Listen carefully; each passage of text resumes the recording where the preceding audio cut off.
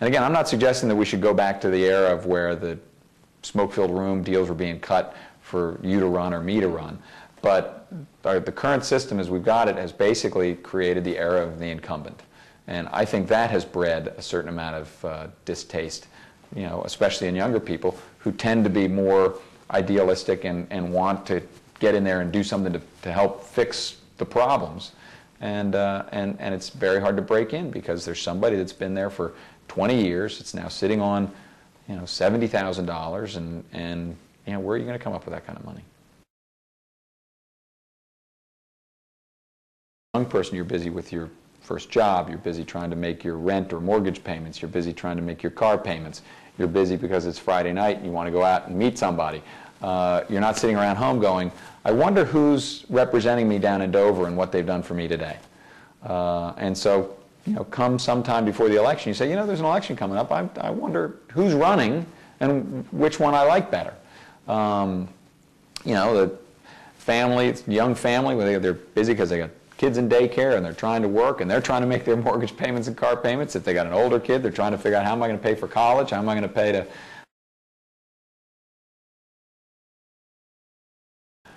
There would never be a time where I said, the system doesn't work for me, I'll never vote. Because I think that there are too many one-vote races out there even to this day, or 7-vote races or 27-vote races or what have you. A friend of mine, if he had been able to flip 5 votes across a bunch of election districts, he'd have won his race. So, it still comes down to the ability to get those votes out. But there still is, it can be very frustrating to know that you've got to do so much effort to move the ball just a fraction of a turn in the direction that you think is the right direction. Because there are people that think that the ball ought to be moving the other way.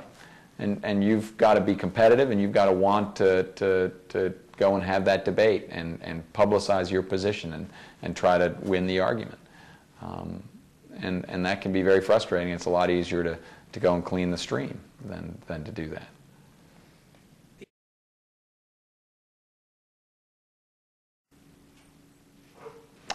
I don't know that there's when I went in, I'd had enough knowledge of the system, and I'm a cynical enough person to know, that I didn't walk in, sort of wearing rose-colored glasses, expecting to be able to one person walking in, cleaning up the world, so to speak.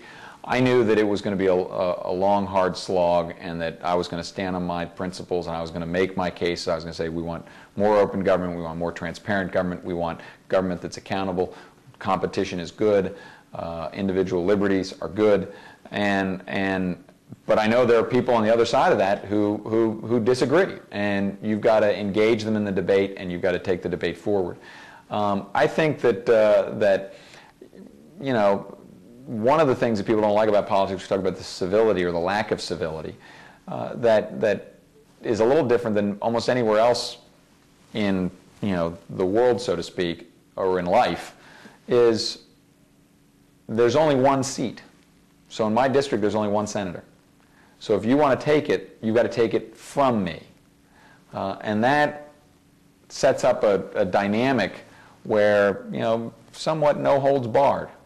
And that tends to drive some of that lack of civility. Because, on the Wednesday morning after Election Day, it's all done. And you don't want to leave any of your powder dry.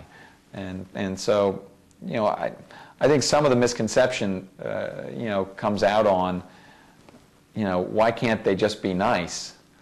Well, because the day after Election Day, the debate's over, and whoever the most votes walks away, and the other guy becomes like Al Gore or John Kerry and starts just, almost sort of becoming addled by the fact that they lost, which is, again, somewhat new. I don't think you saw George Bush or Bob Dole running around the country shrieking at the tops of their lungs after they lost.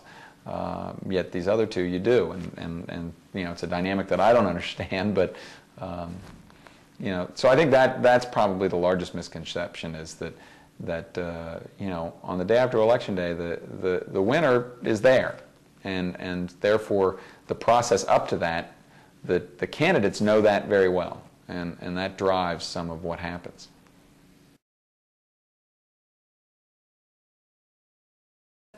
I don't know that any of the reasons why people don't vote get me angry, because again, I'm a firm believer in individual liberty, and what you choose to do with your life is none of my business, as long as you're not, doing something directly to me, and that there ought to be somebody that arbitrates those disputes. But if you choose not to vote, I don't think it's a particularly wise decision. Matter of fact, I think it's pretty stupid.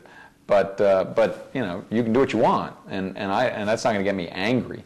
What gets me angry is, if I lose an election by 5 votes and I go and I find some friends of mine who said they were going to vote and they say, oh, well, I got busy and so I didn't.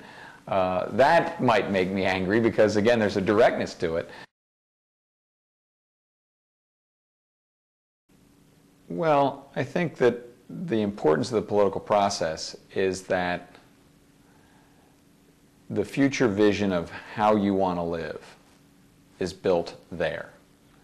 From land use decisions and zoning issues and noise ordinances to what are we going to do with energy policy, and are we going to go to war this year or next year. Those are all political decisions. Some are made locally, some are made regionally, some are made nationally. And you can trust that someone like me is going to go out there and make the best decision possible and weigh all of the facts, good, bad, or indifferent, and spend the time to research the issue. Or you can make sure that I'm weighing the facts and looking at both sides of the argument and doing the research necessary to make a good decision. And to me, that's what comes down to the political process. When somebody calls me on the phone or somebody sends me an email and they say, this is an issue, where do you stand on it? I now have to answer that, which I should. And if you're not involved in that, and if you don't like my answer, then you should either come back to me and say, I don't like your answer, and this is why, and I can say, oh, I didn't think about that side of it. That's very interesting. Let me go and do some research there. Or you and I can disagree, and you can say, okay, next election, I'm going to run against you because this issue is that important to me. That's what sums it up, and that to me is what makes it great, frankly. And I think more people should be involved, but it can be grueling. When you get angry and you're debating things that you have fundamental beliefs and you disagree with somebody else's fundamental beliefs, and you're making your points and you're not getting anywhere, it's frustrating. And that's where sometimes it gets uncivil. But as I'm not going to get it right, but as Winston Churchill said, our system is a terrible system except when compared to all the other systems ever invented. And that's why it's actually a darn good system.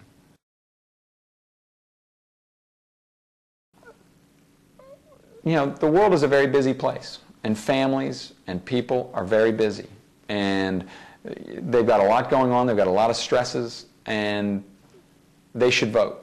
And we should do a better job in our schools and in our public discourse of promoting civics and promoting that civic responsibility.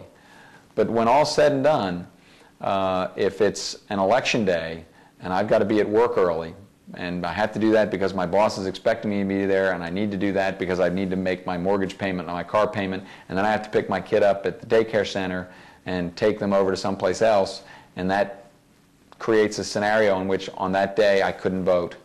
Far be it from me to have anger at that person, or if they've made a decision because they don't believe in the system, that's their choice. I think that they can go live in another country where there are lots of different systems, and they might find out that the one that they had, they misunderstood significantly. But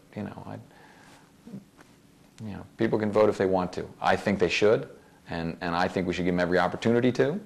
But when it comes down to that individual decision, the individual makes that decision. Why would you say it's unwise for people not to vote? Because there are too many times where the vote's close and maybe the wrong person got in for the wrong reasons. And, you know, if that other person had come out and voted and a half a dozen other people had come out and voted, the outcome would have been different.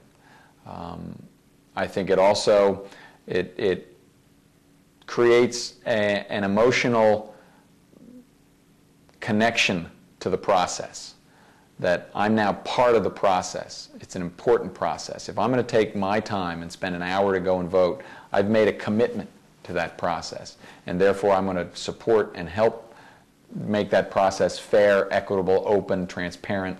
And if you don't make any commitment to the process, then, you know, when things happen, you know, you may be more ambivalent about it and don't have that personal pride in it that you should.